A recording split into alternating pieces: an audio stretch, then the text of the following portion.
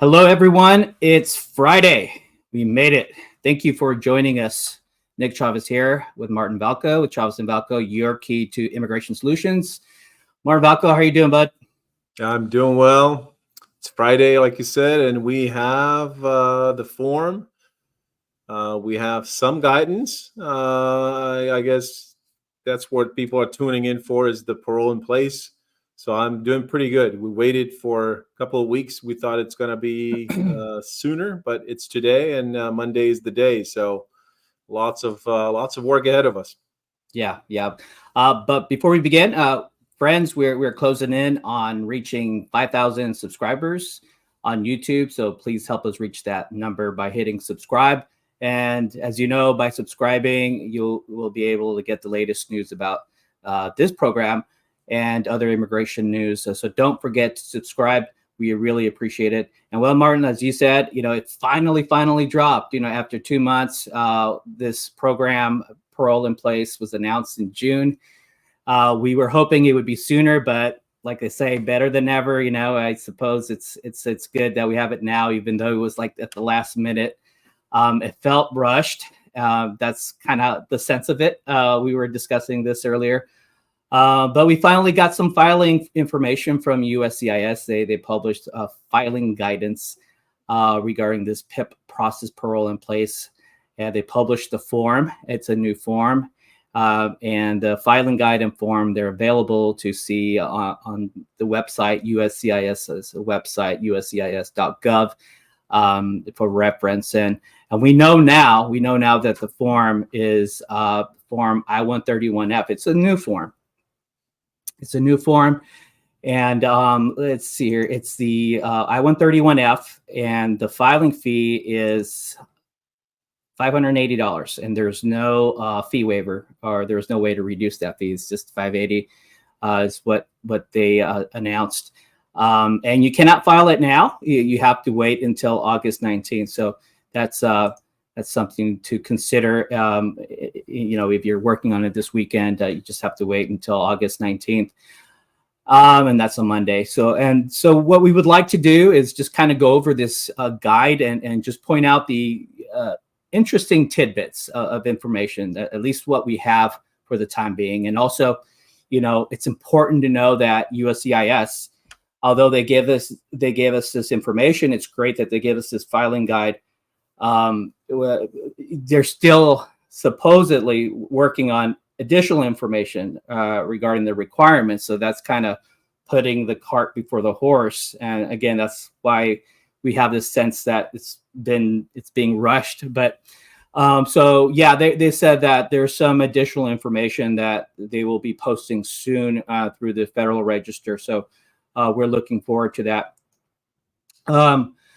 But I guess from reading the updated information, what we have from USCIS, there are some takeaways that could be helpful. So we can get started with that. And of course, if you have any questions along the way, please send them our way, and we'll try to address those questions.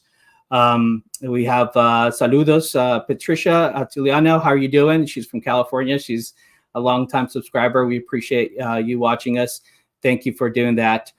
So let's just go ahead and start talking about some of the takeaways that we have from this form, this new form. And it's an online form. They said that you can't file it by paper. It has to be done online. Let me just add that information here.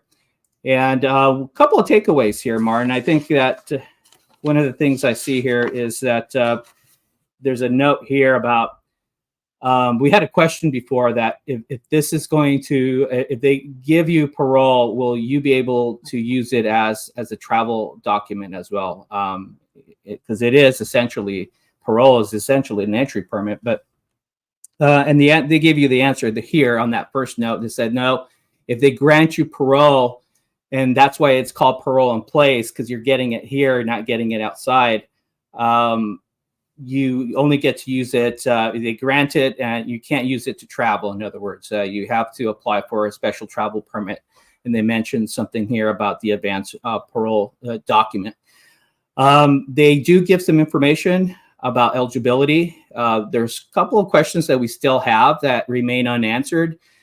And we'll talk about those questions. A lot of questions have been raised by our clients regarding what's called the permanent bar. The permanent bar for those who have entered the United States multiple times, or it could be that they were deported and they have re-entered, and that makes them ineligible to apply for a green card, whether you're applying for your green card here through a process called adjustment of status, or you're doing it outside.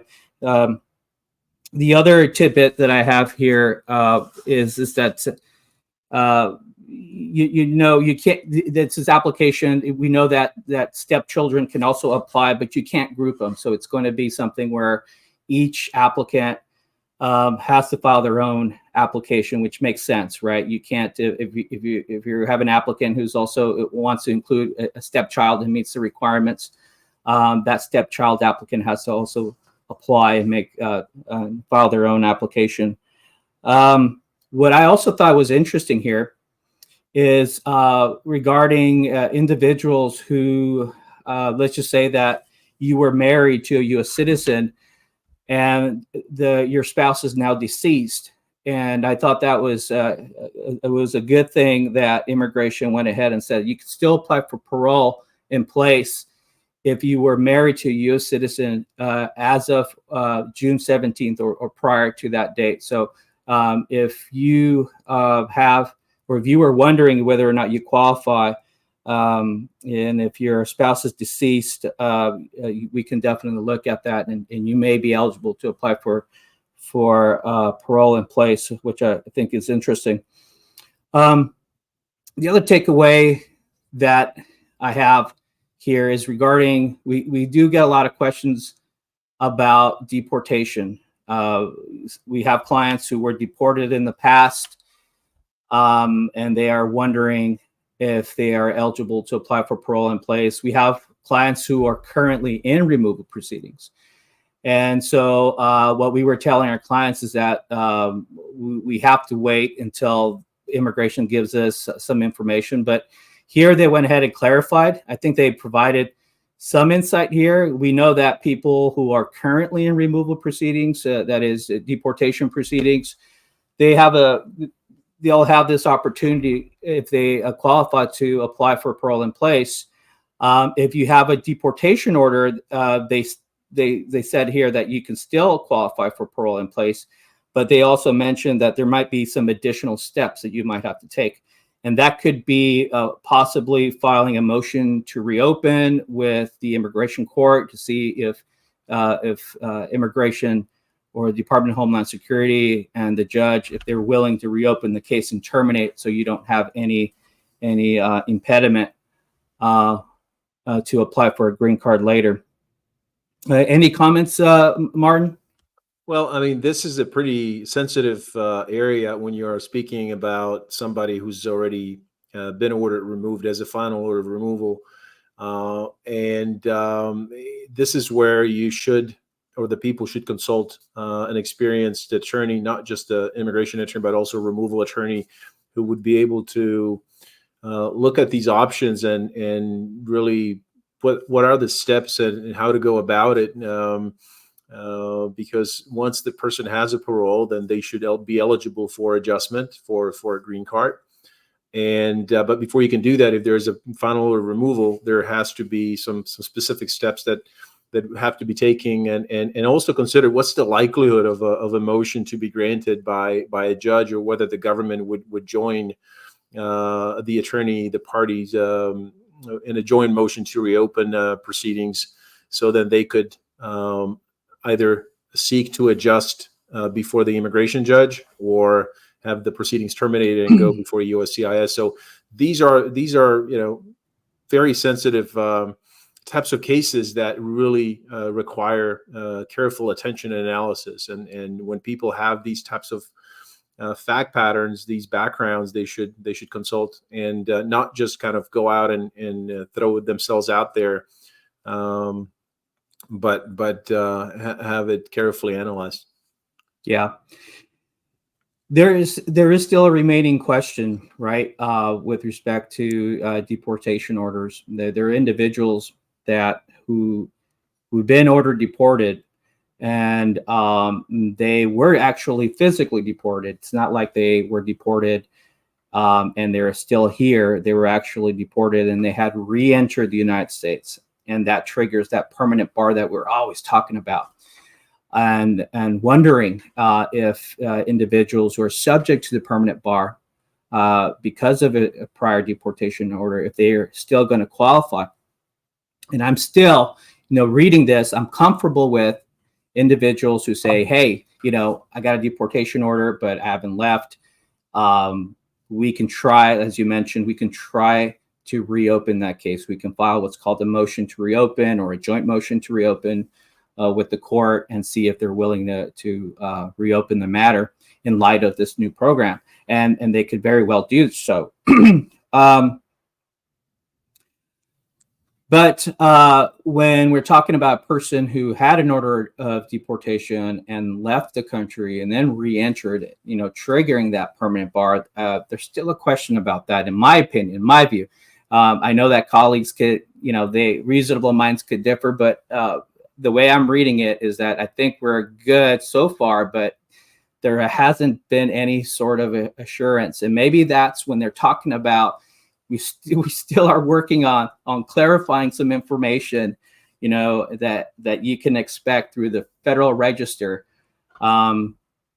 Maybe that will be some of that information, and maybe that would be maybe they will clarify that because it's somewhat good to be true. But I hope that we can do that without jeopardizing our clients or without putting our clients at risk. Because number one, our number one interest is to protect our clients.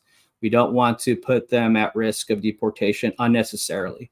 Of course, they're going to be well informed. They're going to be conscious of the risks that are associated. We explain it to them. But if this is something that the person may not qualify and they deny, then they're just exposing themselves. So we just definitely want to make sure, at least I want to make sure that a person who's subject to the permanent bar may still apply. And I guess I'm holding out for some additional information through the Federal Register. Martin, we're getting some questions here. This is a question from Julieta. Hello, Julieta. Thank you for watching. About birth certificates, do they have to be translated or just the applicant? So the birth certificates, and you'll see on the instructions, and this is pretty much normal. This is a standard requirement for all applications for immigration benefits. Really, it's if you are presenting something, a document that is a foreign document, you have to have it translated. Not only translated, but you have to have what's called a certificate of translation. So it's basically somebody who has the ability to translate the document. They have to certify that the wording is correct. So yes, foreign documents like birth certificates, they have to be translated. Passports, the foreign passports, they don't. It's pretty much it's well understood. It's that the information there is what it is. And so, but birth certificates, marriage certificates, they do need to be translated. Thank you, Julieta. Sergio Perez, he asks a question. This one's in Spanish, but we could also do it in English. And it's about common law marriage. Gracias, Sergio, por su pregunta. Common law marriage, you could. I mean, you could. It is possible. It is a relationship recognized in Texas, and the USCIS's position is if the relationship is recognized as a marriage under state law, then they're going to go ahead and respect that.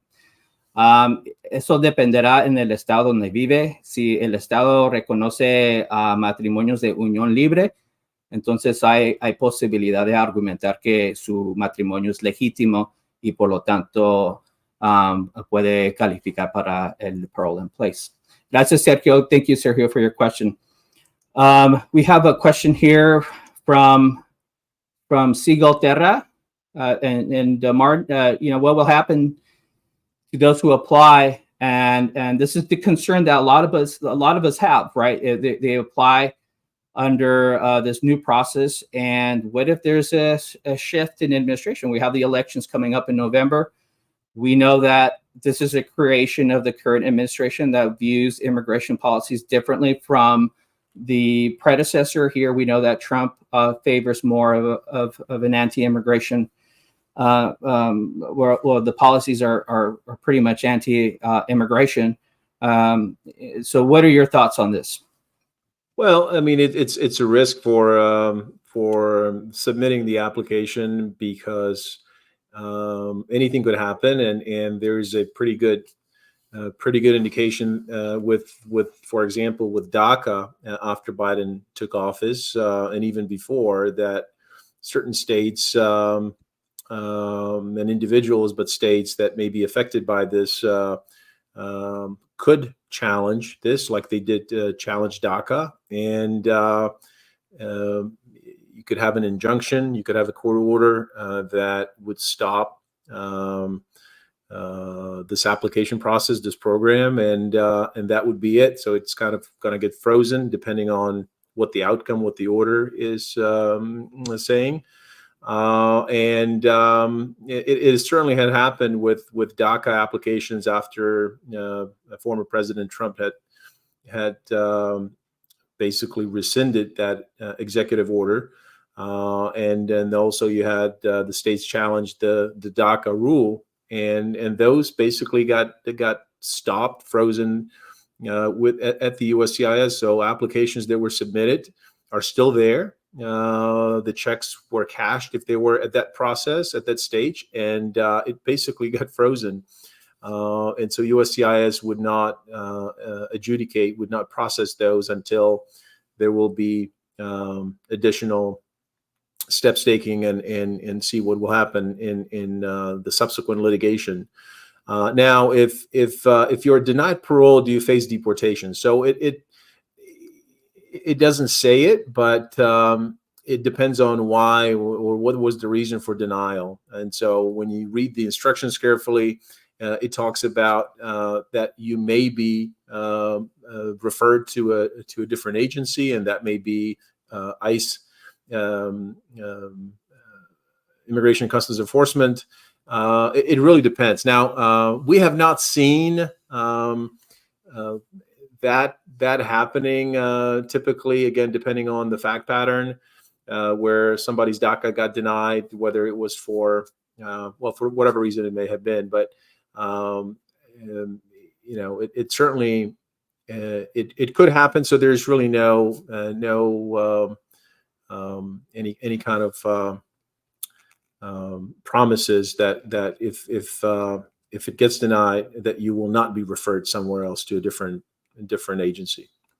Yeah, and on that note, they even said on that policy, on the filing guide, I mean, it includes that long-standing criteria where, look, if the offense is serious enough, we could refer you. So yeah, they always have that lingering. But in practice, if it's something that's minor, they don't really mess with it because of their resources, right? They're trying to prioritize right now and really concentrate on serious criminal offenders, as opposed to your abuelito or abuelita who, maybe have had a series of traffic tickets or something like that. All right, thank you, Siegel, for that question. Just moving forward on the fees, looking at the filing guide again. Another takeaway, is about the fees. We know it's $580. They're not going to provide a fee waiver here. But interesting, I don't think I've seen this, or maybe I've just kind of overlooked it. It's the refund policy here that they have, that USCIS does not refund fees regardless of any action we take on your application, petition, or request, or how long USCIS takes to reach a decision. Okay, so yeah, if you file it, they're basically saying they're keeping your money, and this is something to really, kind of know, because we don't know how long the process will be. I think we have an idea based on our experiences with other similar programs. where USCIS, they were lacking in resources. And whenever there is a lack of resources, you can pretty much bet that it's going to take a while. We've seen processing times over a year, 2 years, and then we end up having to file a lawsuit in district court to try to compel immigration to act on it. So here they're basically saying, look, you file it, don't expect your money back. So that's something to keep in mind. And of course, for those cases or those issues where like the permanent bar, or it's very important that you consult with a lawyer before you invest your money or you spend your money with USCIS, knowing that they're not going to refund your money back. So it's important that you realize that. But it's funny that you bring it up, because even in consultations we see that question, and I haven't seen that before, and you pointed it out that they are now stating explicitly that, hey, if whatever may happen, if it's denied or if it's rejected, we're not sending your money back, because a lot of times people ask that, well, why would they process it, right? Why would they cash my check if I wasn't eligible? And we see it a lot where somebody uses a unaccredited or a person or an attorney, or somebody who's not an attorney, to help file any kind of application or petition, and they don't get the fact that it's not until an officer interviews them or actually looks at it where they make a decision whether something should be denied. That money is already gone. It's been cashed. USCIS used it, and people ask that, well, why are they using it? Why are they cashing it if I'm not eligible? So yeah, it's just the process. Yeah, very good. We do have a question from Instagram, and unfortunately I can't put that on the screen. But Steph Lorena, thank you for watching. She asks, is common law still, if you are common law married, are you still eligible to apply for parole in place? And this was a question that was asked earlier. And the short answer is yes. But if your state, where you live and the relationship was formed, if your state recognizes recognizes common law marriage. So common law marriage, really, you don't need a marriage license. In Texas, you don't need a marriage license to be legally married. You just have to meet 3 requirements, and that is that you are cohabitating with your partner, that you have agreed that you are essentially married or that you will be married, and that you are, and I think this is the most important one, that you have represented to other people or parties that you are a married couple. This happens a lot when a person is filing their tax returns, and they put down there that they're filing jointly as a married couple. And so that's kind of a giveaway that you are married, and a valid representation. Also in church, if you're presenting each other, hey, this is my spouse, that also works. And in Texas, you can do it. So if you live in a state other than Texas, I would recommend that you consult a lawyer and find out if you are common law married, if your state recognizes a common law marriage. If they don't, then you have to have a marriage license to qualify. The other thing is the evidence. So if you are living in a common law state, what do? Do you just present evidence to the immigration officer and argue that under the state law that you are common law married? Well, you could do that.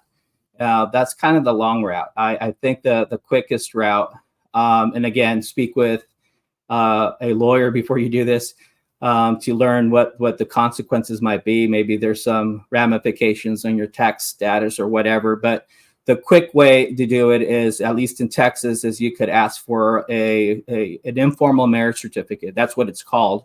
You could go down to any courthouse, and so long as you meet the requirements, you're attesting that you meet those requirements on a certain date. And if that date is before June 17th, then of this year, then you would meet that requirement for parole in place. Thank you, Steph, for your question. Moving down this filing guide that immigration published today, and of course, for those who are joining us just now, if we're talking about parole in place, so we're looking at the filing guidance that immigration published today. And so if you kind of note that I'm tired, that's basically what we've been doing. Martin and I, we've been looking at that and addressing questions. We're looking at this process here. Now we know the process. So we know that you submit your form online. Okay, they're saying that you don't do it on paper, you do it online. So you have to create a USCIS account. Very simple to do. And as a lawyer, we also have attorney USCIS accounts. So I can pretty much file for my clients. But the thing that we're waiting for is to see, or is to test it out, basically, because in our experiences, filing online has been somewhat a clunky experience. It's a lot of errors, I guess, that we've seen, and some of them have been fixed by immigration, but it's something that you're going to have to see for yourself. Sometimes it doesn't work as we would hope. But you do file it online, and once you file the application online, you will get scheduled for what's called a biometric appointment. This is where they'll send you a notice saying that they'll give you a date and location. It's a support center. It's really straightforward. You take your information, you take your biometric notice, and this is where they'll take photos and they'll take your fingerprints because they want to get your background information. Obviously, that's going to be important part of this process. During the process, this is actually the way they did it here is kind of out of order.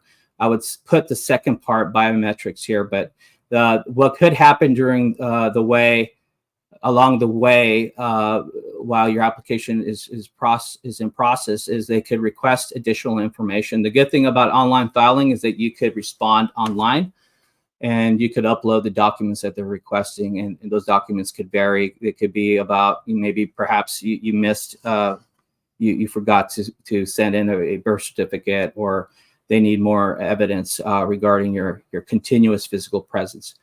And here they say, well, we're going to request an interview. Well, we may request, and I've seen this language before in DACA cases, and I don't think we've had an interview, Martin, right? I don't think we've seen an interview, maybe one or two, but the likelihood of them being interviewed for this is kind of low. Typically, you have an interview or something like this. If the biometrics are not reading, if they cannot take your prints, then they may just want to have you come in and provide a statement, provide a sworn affidavit that your record is clear or something like that. But going back to your kind of wanting to move these sections up and down, I mean, it seems like you said, this was just done in such a quick manner that even I'm just looking at, we may send you a request for evidence or a request for information, RFI. I have yet to see on a family-based processes, these types of cases, an RFI, an RFE, but RFI. So it's kind of mind-boggling how this was put together and how quickly it was released. And we're still waiting for information that's supposed to be out on Monday. I don't know what else could be put out there when it's going to be published in the Federal Register. And they're kind of doubling down on it will be available for filing on the 19th on Monday. So this is why, in my 20 plus years of practice, I don't think I've seen a situation where they put forth a program like this, right? And then don't give you all the information, all the eligibility requirements. They instead tell you, hey, hold on, we're gonna green light it so you guys can file your applications, but we're still working on some of the eligibility requirements, or at least some of the clarifying points, and that's kind of unusual. And that, of course,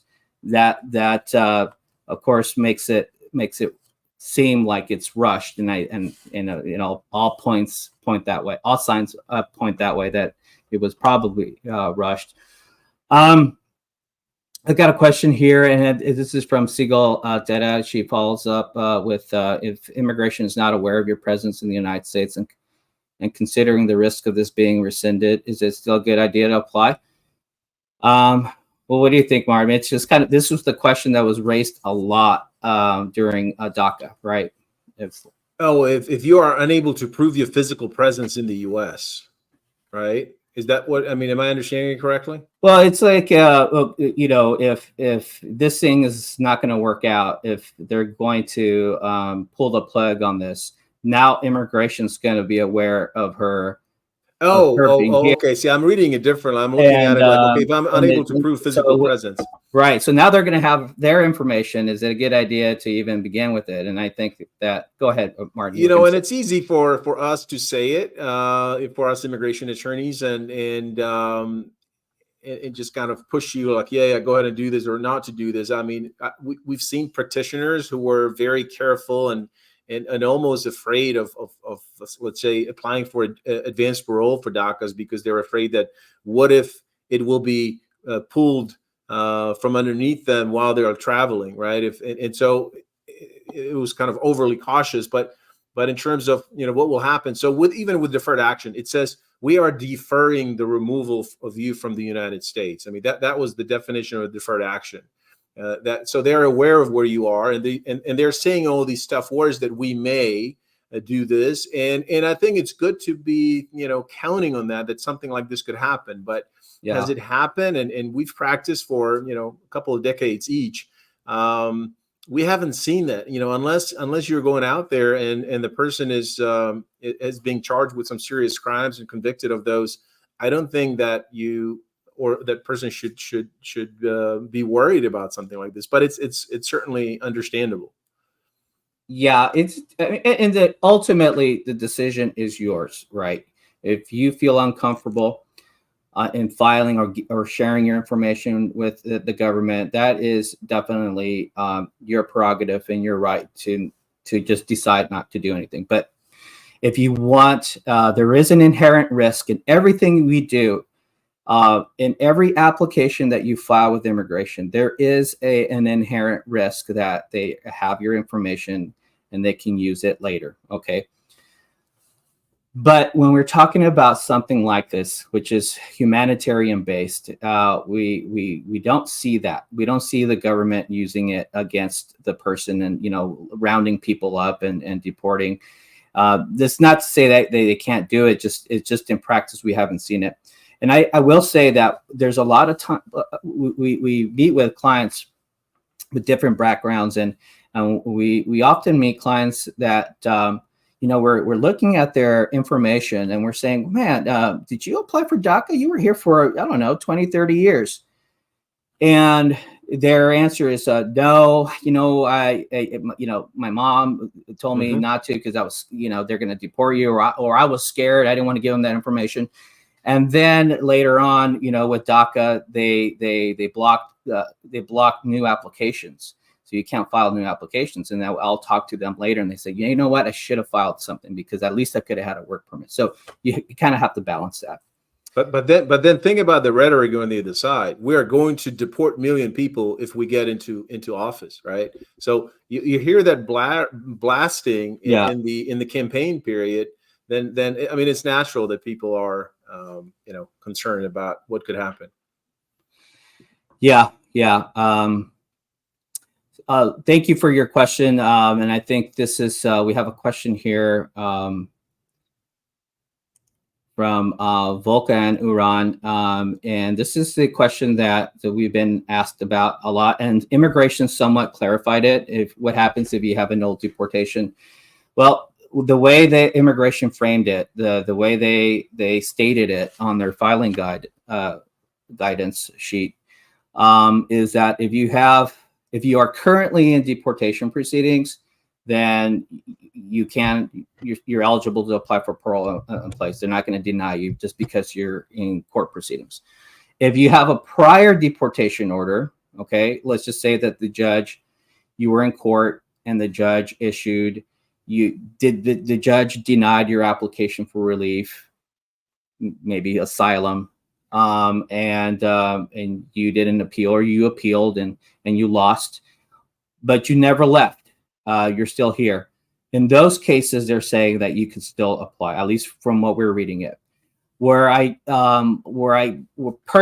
need more clarification is what happens to those individuals who were ordered deported and actually left the country. They were physically deported, in other words, or they left the country after they were ordered, and then they returned illegally, because by returning illegally, that triggers another set of rules. And individuals that come back to the United States illegally after they have been ordered deported during the time period that they're supposed to stay outside, they're subject to what's called the reinstatement of deportation order, where immigration can simply re-execute the order without the right of seeing a judge, or the right to see a judge, or have your case heard. So in those cases, that's not to say that we can't, or that's impossible. I think maybe what we should do is study your case more in depth to see if there are any good theories to reopen the case, not just because parole in place. Let's find out if there's a good basis. And then I also want to see immigration clarify that information for those who had returned. Thank you, Volkan, if that makes sense. I know it's late in the day, and it's Martin and I, we've been reviewing this and talking to people all day, so that's why we look very tired. Thank you, Volkan. Blank, I like this comment, Blank. So you've been married 18 years. Blank has been sending us comments, and it's been fun reading them. 18 years, 3 kids. They won't question. Nope. They're not going to question your marriage. They won't. We have a question here from Yadira Davila. Thank you for presenting your question. Once everything is proved, when can they travel to see their family? And that was the first thing that popped out when I was reading the guidelines. That was actually the first note, that if they approve your parole in place, you can't use your parole to travel. Instead, they said that if you need to travel after you've been approved for parole in place, you have to apply for advanced parole, which is a different type of parole. Here, you can use it as a travel permit. But again, we don't have guidance. We don't have any further information about that process. But that's I would just add, so I think they're comparing it to when they're hearing DACAs are getting advanced parole. So as soon as they get this parole, they think they can travel.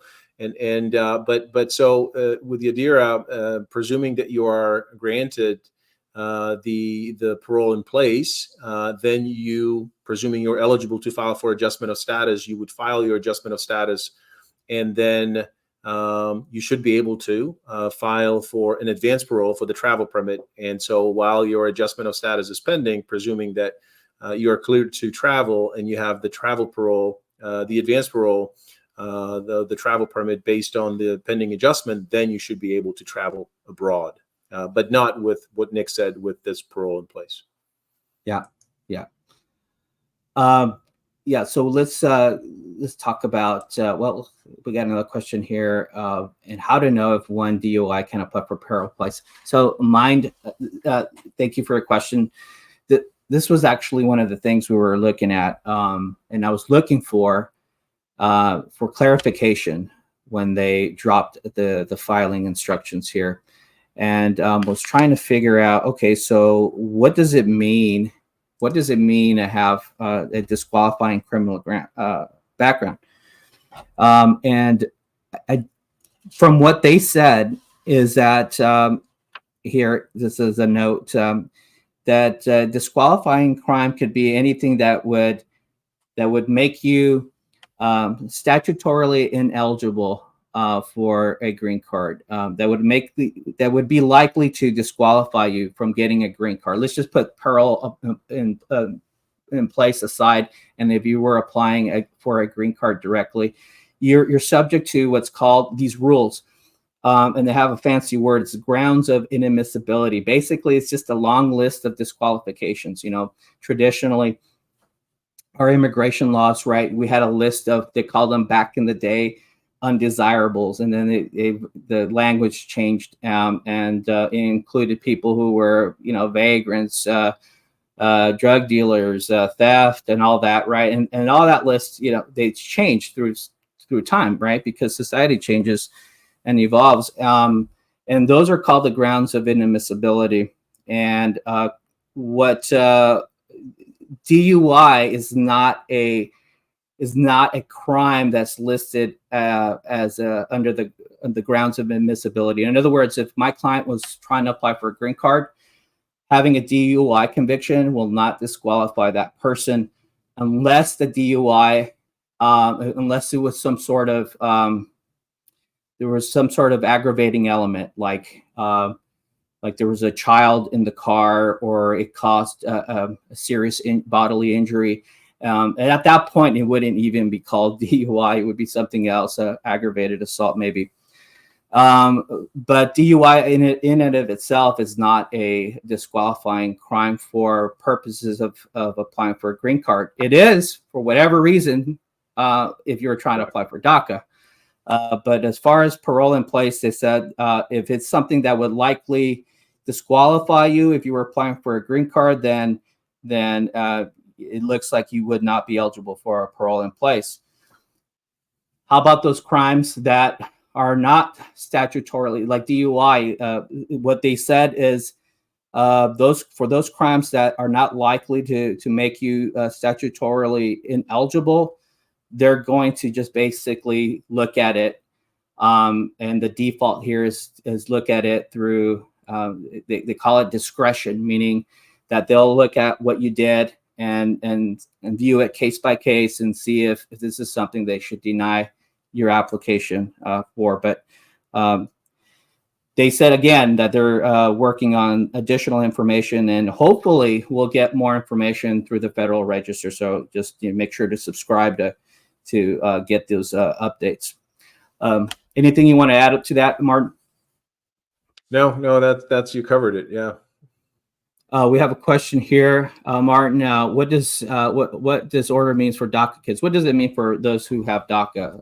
What does it do?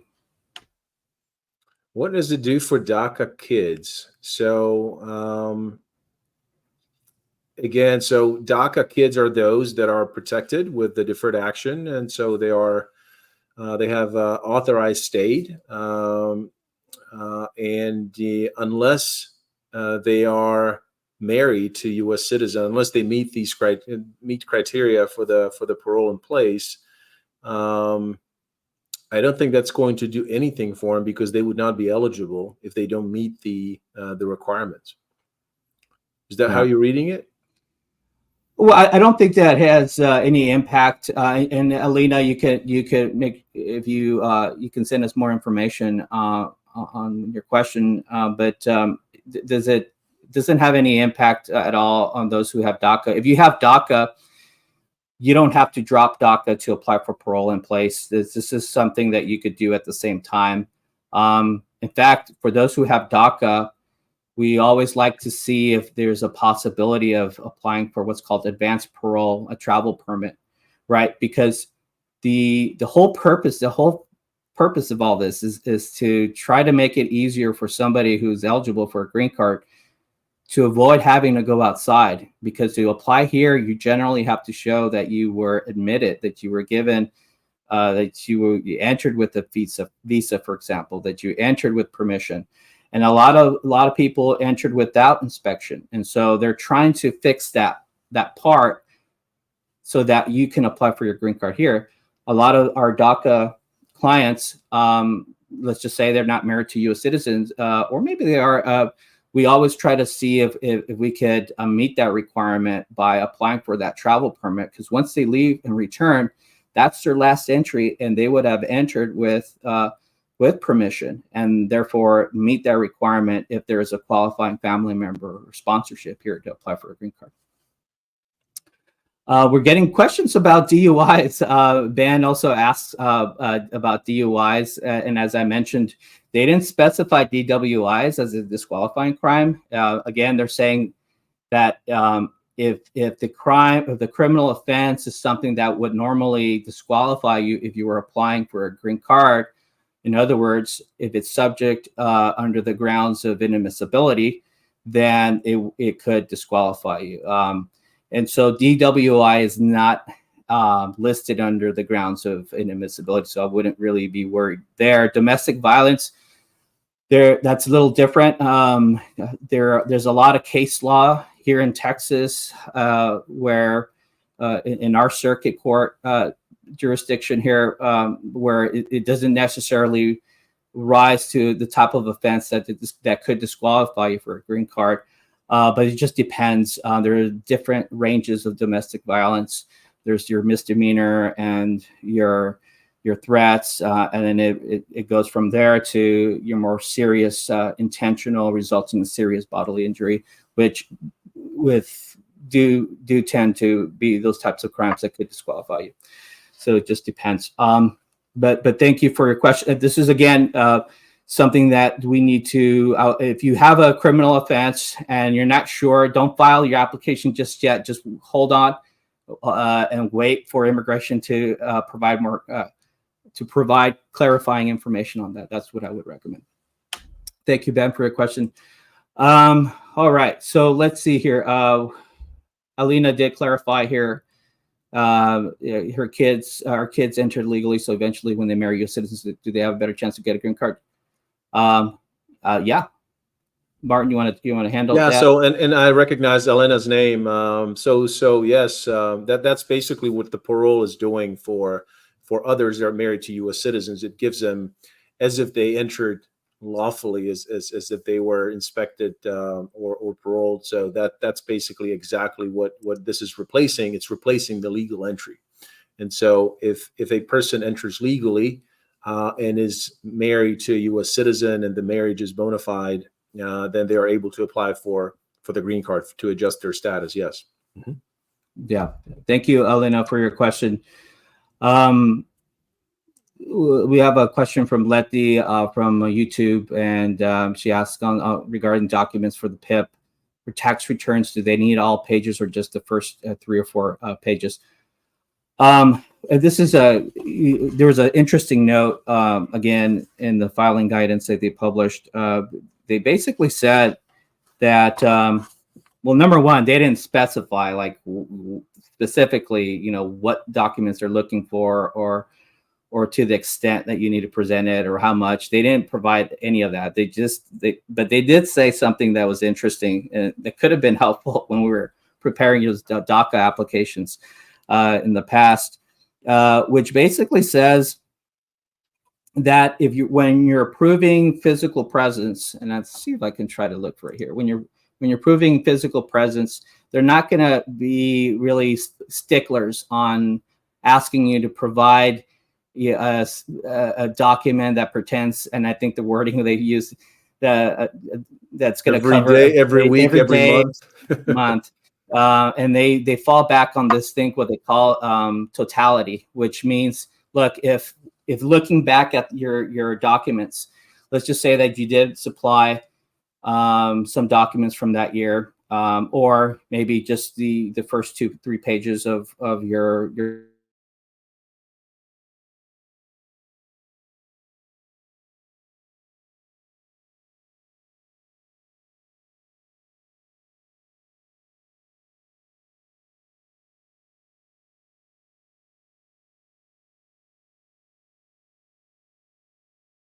to present the whole document as opposed to just some of it, because it adds more credibility. So here, if you're thinking about tax returns and you're only submitting maybe a couple pages, to add more credibility to what you're presenting, you want to present the whole document, and so they can consider it, right? So they can use the totality of the evidence.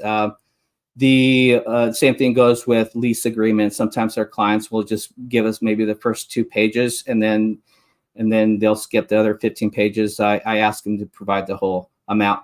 But as in terms of how much evidence do you have to prove per year, because it's 10 years going back, right? There's not a particular number. It could be that your tax returns will satisfy, just submitting a copy of your tax returns for that year will satisfy that requirement, physical presence.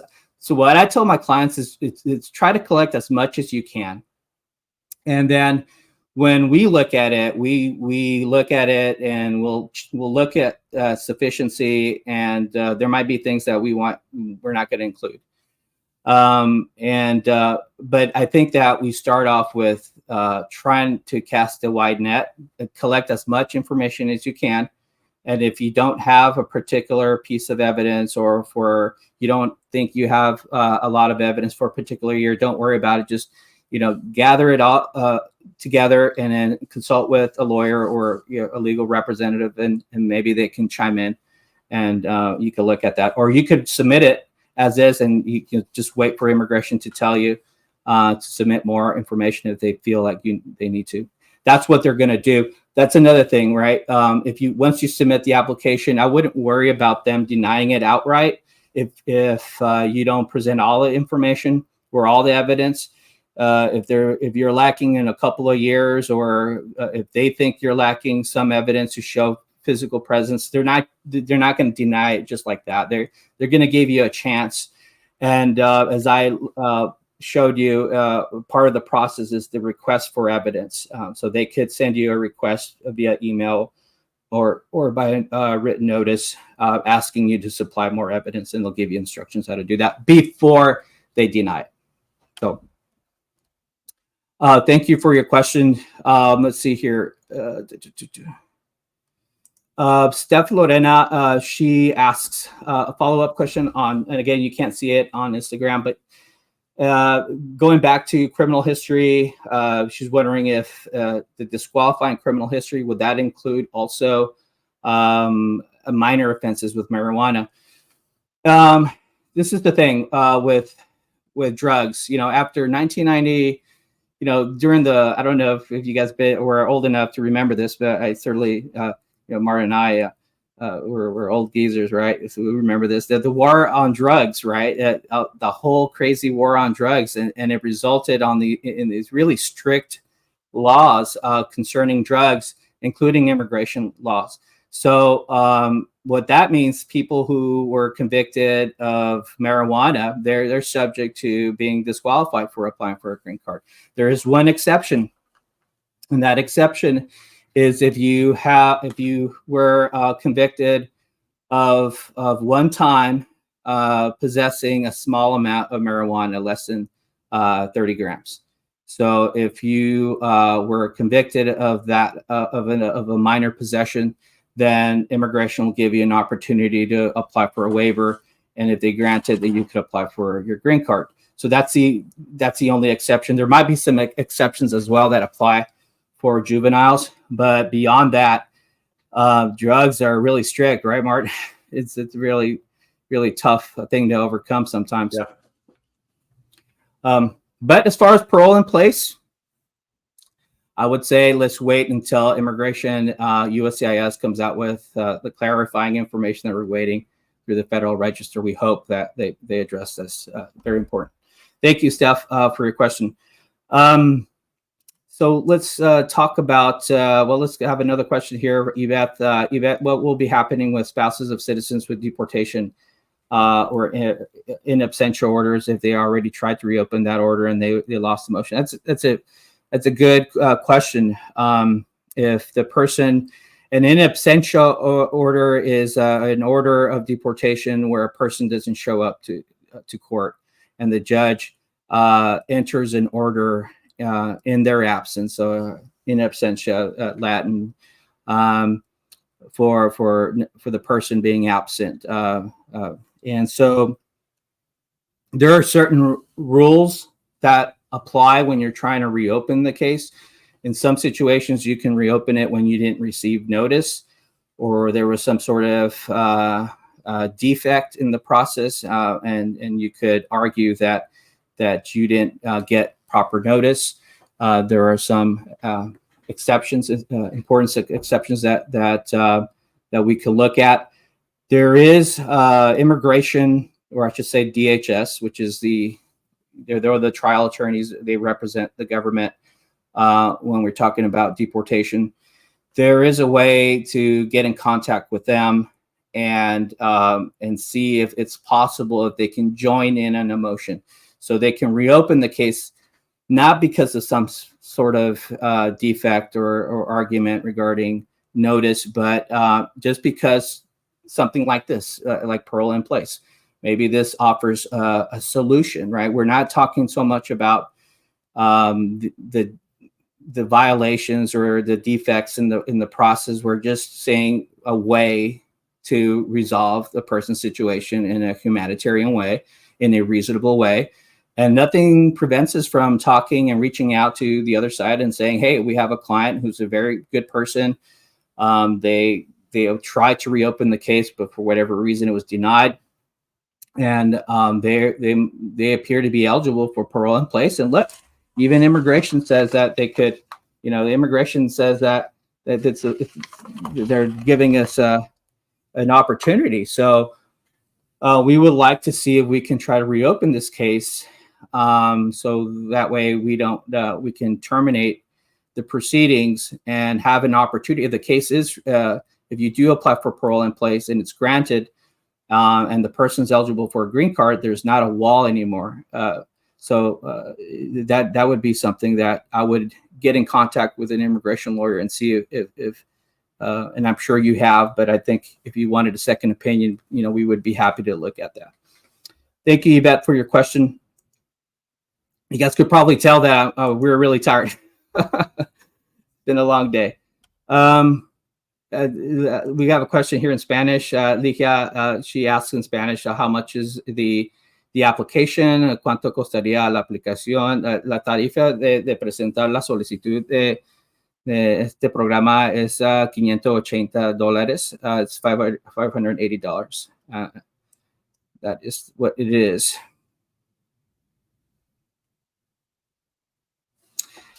I will say, for the talking about the criminal side of it, there is a requirement here for those who have been convicted.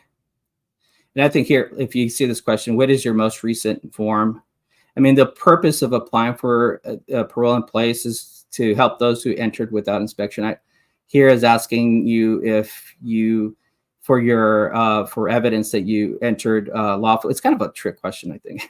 If you want to qualify, this is what you answer. You don't. That's the quick $580 that immigration would make. That will collect. If you uncheck it. Yeah, they're here. They're asking questions about the spouse. So you do have to provide them Social Security, date of birth, if you were wondering what kind of information immigration will have. But getting down here to the questions, again, one of the questions they have here is, if you've ever been in exclusion, deportation, removal, rescission proceedings. Basically, if you ever been in immigration court or wherever ordered deported. This is it's a yes or no question. It's a yes or no question. For those who have been deported or in the process, I highly recommend you speak with an immigration lawyer to see how we can address that. It's very important. For those who have a criminal record, here they ask, have you ever been arrested, charged with, or convicted of a felony or misdemeanor, including incidents handled in juvenile court in the United States? And here they don't want you to, if you have minor traffic violations, you don't have to check off. If that's the only thing you have, you don't have to check off yes, unless they were related to alcohol or drugs. This is the question, have you ever been arrested or convicted of a crime in any country? So not only here, but if you were convicted outside. And they also make reference here to this link here. Supposedly they're going to ask for more. They're going to provide, again, more information. that you can look at their frequently asked questions section on the website. But I did make a note that for those individuals, if you do have a misdemeanor, they indicate here if it's something like a misdemeanor in Texas, a misdemeanor C is something that they cannot. There's no jail time at all, and immigration says here if you've been convicted of a misdemeanor or felony, a misdemeanor meaning that you could be punishable by with jail time up to a year, 5 days up to a year. So that would exclude your misdemeanor Cs. So according to this, you wouldn't have to provide evidence of those misdemeanor C offenses. I guess that's how I'm reading it. But I don't know. Here, they're also asking if you have filed a waiver application. And this brings a good point, Martin. We have a lot of clients who are in the process of applying for a green card through this process known as consular processing. And it involves filing a waiver, right? Because that's what they need before they go outside to their interview. Now with this parole in place, this kind of changes the game, right? If they qualify for parole in place, would they be able to apply for? I mean, what do we do for those who are in the process of filing a waiver or waiting for a decision, and this parole in place option becomes available? How do you see that, Martin? Well, we want to see how far in the process we are, because the second step, this provisional waiver, is really the most important step in the 3-step process. And, if we have an approved waiver and the next thing is just getting the immigrant visa application process at the National Visa Center, and we are not there yet, and this will become available on Monday, and it's not going to get challenged.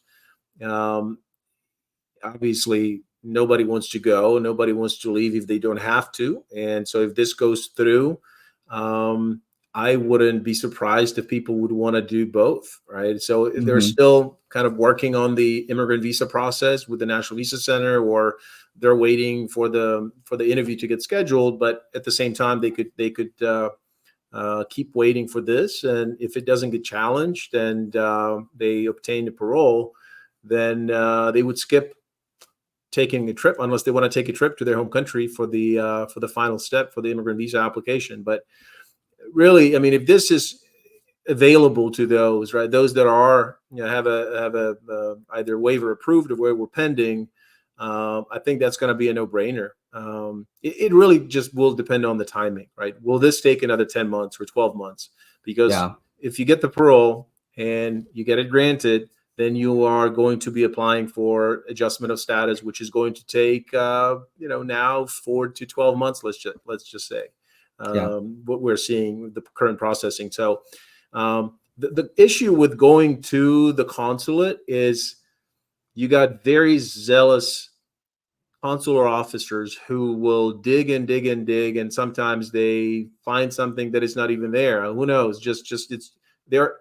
It's really difficult to be able to help them right away, because it's anytime there's a finding or negative finding by the consular officer, I mean, you're talking about months and potentially a year or two before anything gets resolved. And so it's a no-brainer, right? I mean, if you have this going and this is opening up on Monday, and presuming that it doesn't get challenged and stopped, I would be looking at doing both. Yeah. We have a question here from Ligia, and this is in Spanish. ¿Cuándo se puede aplicar? ¿Cuánto tiempo durará el proceso? So when is the starting date for the application? It's Monday.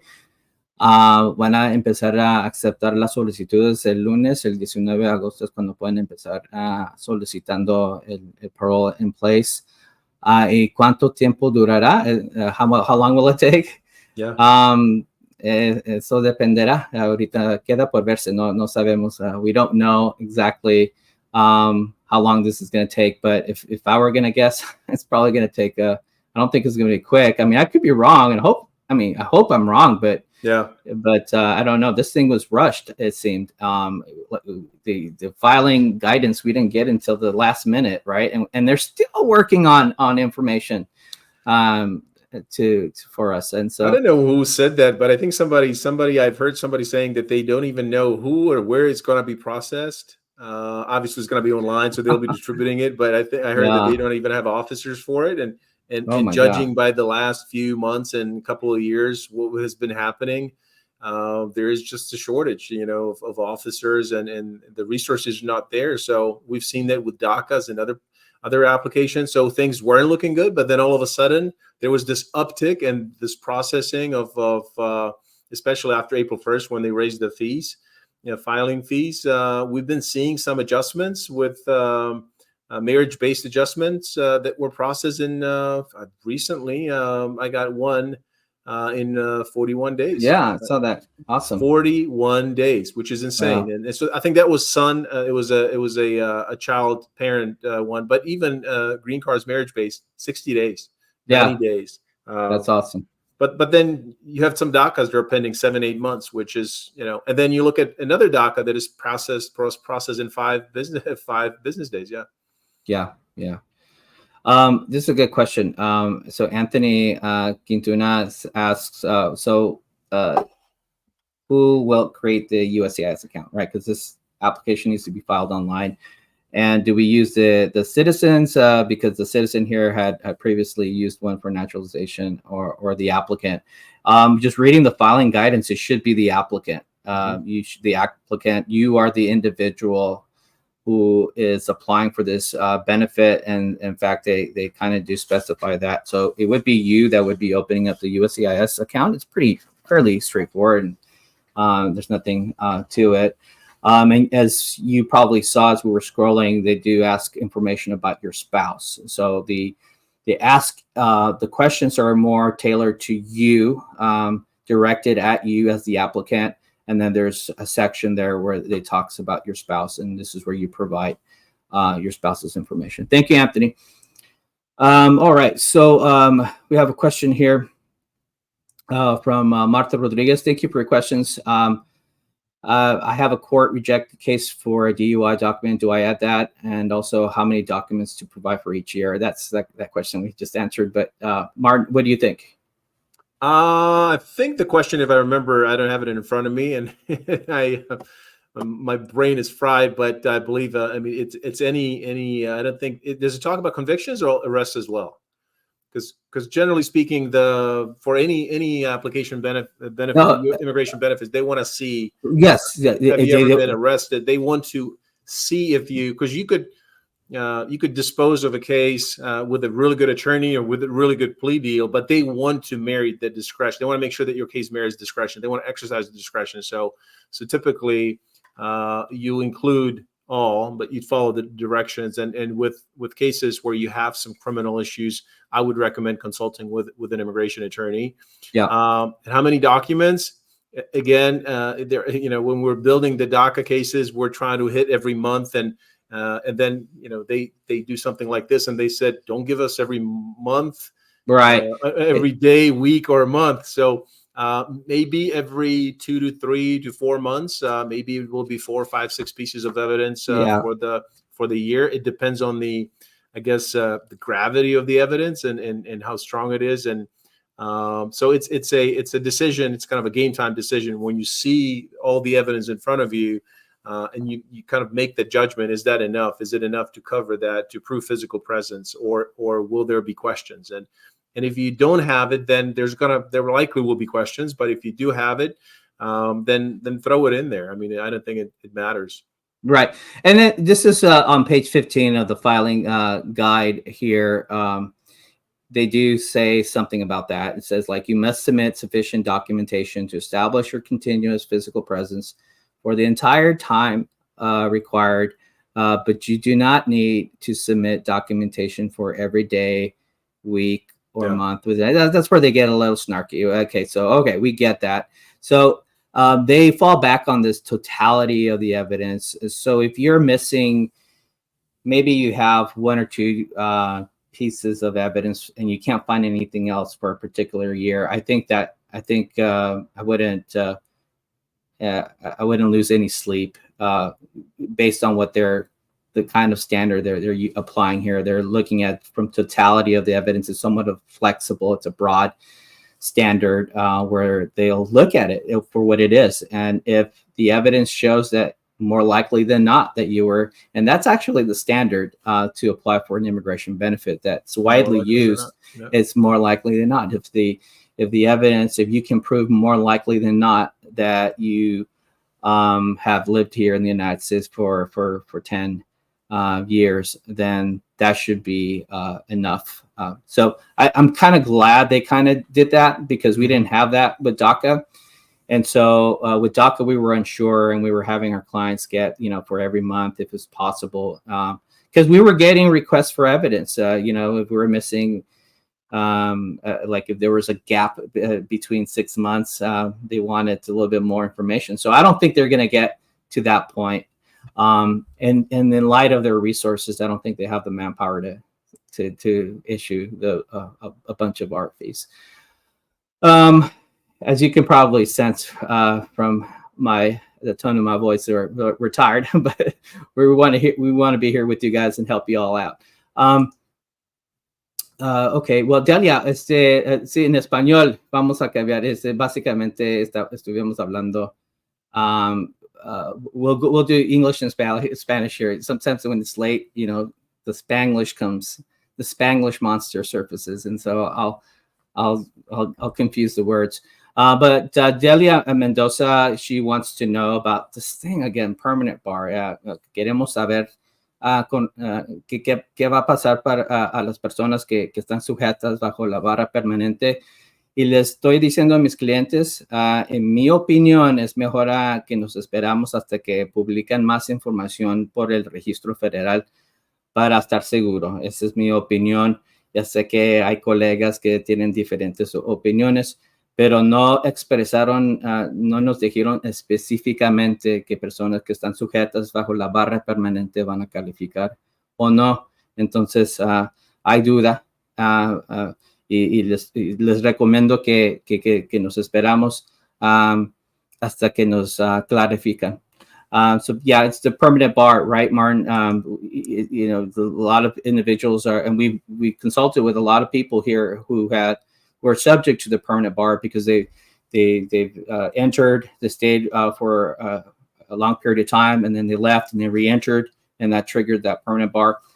And we're wondering, man, are they going to qualify? And the reason why that we're confused about it is because when this was announced, Immigration, USCIS, they had it on their little, on their page that says, like, you have to show that you're also eligible for a green card, that you're admissible for a green card. And that we took that as, you meet the basic criteria, you're married, you've been living for 10 years, but you also have to show that you are not subject to like these bars. And then all of a sudden, this came out and they don't even mention it. And so, yeah, we're kind of, I would say, let's wait until we get more information. But there might be situations where, if our clients recognize the risk, it really depends on our clients. As long as they're well informed of the risks, there are no refunds. They told you guys right there. So if you file this application and then later on immigration changes their mind, they say, you know what, we made a mistake. We do believe now that people who are subject to a permanent bar are not eligible. Then guess what? They're not going to refund you your money. So better safe than sorry. I mean, on its face, the application does not mention it, and the application does not even require or tries to solicit that information, whether or not you had or what time, how much time you spent in the U.S. and did you leave or did you re-enter? It does not address it. And like you pointed it out, one of the eligibility requirements, one of the bullets had that be otherwise eligible for adjustment, and that's gone as well. Mm-hmm. And so instructions have this vague reference to it, not instructions, but just kind of intro on the page. But the form itself that a person is completing does not go to that, does not solicit that information. Ya. Gracias por tu pregunta, Delia. Vamos a tener un show posiblemente el lunes para darles información acerca de este tema y contestar sus preguntas. Así que suscríbete para recibir las noticias más recientes. Gracias. Vamos a ver aquí. See, I always like it gets mixed up, especially this late in the day. All right. Yeah, Carmen Wilson has a question, and I think Alina, I skipped yours, but I think it was more of a comment. Maybe Carmen, Elena is asking in Slovak, so then we can do English, Slovak, and there you go. We get to, so Carmen Wilson here asks, she's a DACA recipient and also an approved I-130. So yeah, can I send these documents for proof of my presence in the U.S.? That's smart, Carmen. That's you know, I would do that, and I would also probably throw in some other utility bills and taxes and things of that nature. But that's a good start where you have approved DACA receipts. Yeah. Yeah. So yeah, to answer your question, yes, DACA, if you still have your information, absolutely anything, your approval, your marriage, that with the approval I-130, you must have your marriage license. And as a DACA recipient, you probably have evidence that you lived here for quite some time. So you can definitely repurpose this. All right. So, we have a question in Spanish, but I'll say it real quick. We are going to have a Spanish show. I promise. It'll be Miriam Garza Lee and I we do these all the time. Hola Juan. Esa es la cosa que estamos discutiendo. Si una persona que tiene una deportación es posible que la persona podría calificar para el PIP. Hay unos detalles que tenemos que ver más a fondo. Pero por lo general, inmigración dijeron que si la persona si la persona está en proceso de deportación o si ha tenido una orden de deportación previa, tal vez la persona podría calificar para el PIP. La cuestión aquí que tenemos qué pasaría a las personas que tenían deportaciones y salieron y volvieron a entrar activando el castigo, la barra permanente. Si aquellas personas van a calificar, queda por verse. Esas son cosas que estamos monitoreando. And again, we have a show. Tenemos un show el lunes o la semana que venga en español para discutir este caso más, este tema más a fondo. Gracias. All right. Does we have a question here from Josie? Does the stepchild in their 30s qualify? No. Well. No. There is a provision there, and that's a good question. I mean, there is a provision to apply for parole in place if you are the stepchild of a U.S. citizen, but you have to meet the requirements at the time of as of June 17th, were you the stepchild, and to get to that, we have to get more information. In immigration law, a stepchild could be treated as a child if they meet certain requirements. And those requirements, you have to show that the relationship was formed. So the step parent or your biological parent was married to the step parent prior to you turning 18. And as soon as those requirements are met, then you could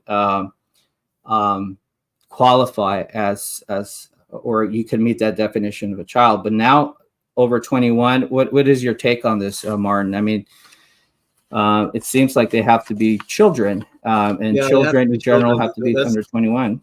That's the way I read it. So the step-parent relationship established before the child or stepchild turned 18, and they have to be a stepchild on that date. The stepchild has to have a physical presence on June 17, 2024, but you have to be a stepchild on that day. And under the INA definition, it would be to be under the age of 21. Yeah. Okay, very good. Thank you for your question. Marta follows up. She filed the I-130 last year, and hasn't been approved. Yeah, will we apply for PIP? No, you don't need an approval for. It's not part of the requirements that you have your petition approved. So what I see people doing is applying for PIP first.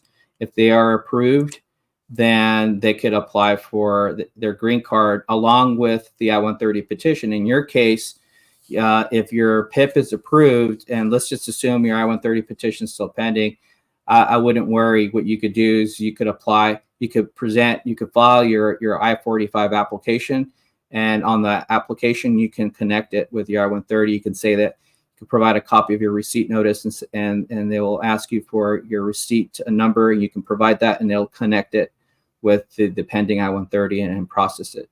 But we have people who are at that stage of the I-130. We have people who haven't filed anything yet. We have people who are at the provisional waiver stage. So, but that's not a requirement, in short. And thank you, Marta, for your question. Immigrants with the deportation, and this is again, and thank you. These are people that are probably joining us later. Thank you guys for watching us. That is something. With Spark to, I can't even speak, Mark. With people with deportation orders, immigration somewhat clarified it for us. If you are in deportation proceedings, you could apply for PIP. If you have a prior deportation order, you could apply for PIP. The question we have is that if you have a prior deportation order and you were deported and you have returned illegally, thus triggering that permanent bar, would you be eligible? Immigration did not specify in their filing guide, and they left that open, but they also said that they're working on some, I guess, clarification, some additional information regarding the eligibility of the applicants, and so we hope that they will clarify this. I know that we have colleagues that maybe have a different take, but I kind of just wanted to see what happens here, not rushing it yet, because again, right, there's no refunds. So what if you file something right away and then immigration changes their mind and say, oh, sorry guys, the permanent bar applies. And seeing how rushed this thing was, I don't think I trust immigration that it really discussed this issue, which is unfortunate. When you talk about DACA, it's the same thing happened with DACAs. It's not like you just had one set of FAQs. Yeah, they would supplement them, and this round, and this round, and this round, and that would basically change the requirements often. And so, not rushing and not being the first one to file, especially if there are these kind of underlying issues, a person should just really be careful and think it through. Yeah. Thank you. Thank you for your question. Let's see. Urchit? Hold on. Urchit?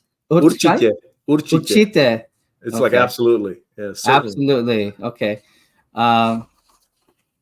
We can probably start doing Slovak show, and I'm sure Alena will be able to. Ahoy. I know. Ahoy. Ahoy máš or something like that. Ako sa máš. There you go. Ako sa máš.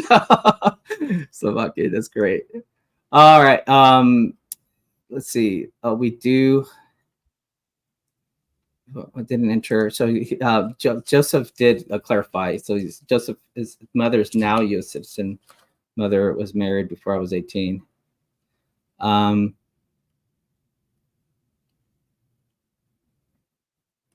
Yeah, but the way we're reading it, right, it seems like they're saying children, and the children, instead of saying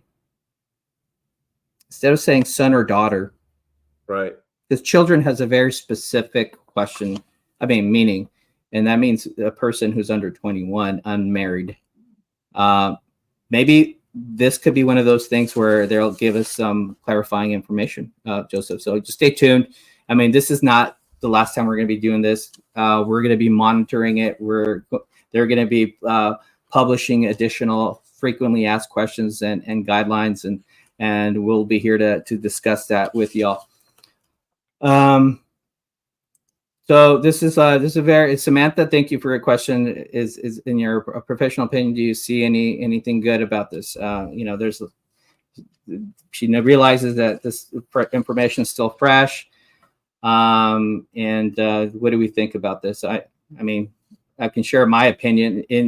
In general, it's a good option for individuals who are trying to get their green card, who maybe are in the process, maybe they're in the process of getting their waiver approved, or maybe they're waiting for their visa interview. And what this, if it's great, if everything goes well with this program, and a person is able to apply for parole in place, and is granted parole in place, that opens up some doors. And one of them is, instead of having to finish the process outside, they can finish the green card process here. That is the whole point of this Keeping Families Together initiative of the administration. So in general, it looks good. In practice, we have, I mean, we have some practical concerns. I mean, we've seen immigration rush things in the past. Look what happened with the parole programs a couple of years ago with Ukraine and Afghanistan and Afghan nationals, and it was mishandled. It was chaotic. The parole programs that we see now for Central Americans, they're somewhat chaotic as well. And so we think, well, I think this was somewhat rushed. It was politically driven, I think. And there's a lot of signs that make me think that this is probably, there's going to be a lot of questions throughout this process, that maybe some modifications. But it is something that's on the table. And for some of my clients, if it's on the table, we have to discuss it. And in most cases, we take advantage of it. Thank you, Samantha, for your question. All right. I think we're pretty much, this is, we're at kind of the end here of this filing guideline. Again, we're going to go ahead and provide additional information, but you can see this on the website, uscis.gov. And basically, this is the application screenshot, the questions that you're expected to encounter. Mark, do you have any closing remarks? No, I think the last question was that was asking if, in our professional opinion, do we think if it's any good? Well, I think it's plenty of good, and it was a good kind of a closing question. If there's, as they say, 500,000 foreign nationals who are married to U.S. citizens who could benefit from it, plus stepchildren, I think it's always good where you could cut the waiting time, processing times in half, and don't have to go anywhere, and you can stay here. You could, if you have DACA, you're working in the U.S., you can continue working and provide for your family, and not having to separate from your family. Really, that's the whole point and premise. Keeping families together is the premise of the parole in place. So I hope it doesn't get challenged, or if it does challenge, it survives any kind of attacks, and it will go through, so that people could benefit from it, and become kind of whole members of the society, and obtain their green cards, and be able to then naturalize, for example. So we'll see. We'll there is always potential new information, as we've seen in other processes. So just stay tuned. We'll be here for you. We'll be here breaking it down, even though even when we were tired, like after this long week of waiting, what's coming down, and and when is it coming down? And so I think it was 12:15 or whatever it was when it just finally hit. So as we're doing other things throughout the day and consulting, we're kind of devouring it and trying to analyze it and see what's out there, so you could benefit from it, so we can answer your questions, so you don't have to kind of go out there and try your luck, but hopefully be able to use our analysis and our experience. But we really appreciate all of you.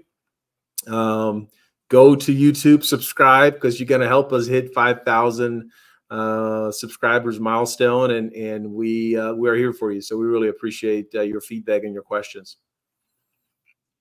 Thank you, everyone. And if you have questions about this new program or about your immigration case, we're here as well. You can call us and schedule an in-person or a virtual consultation. Thank you, everyone, and take care of yourselves.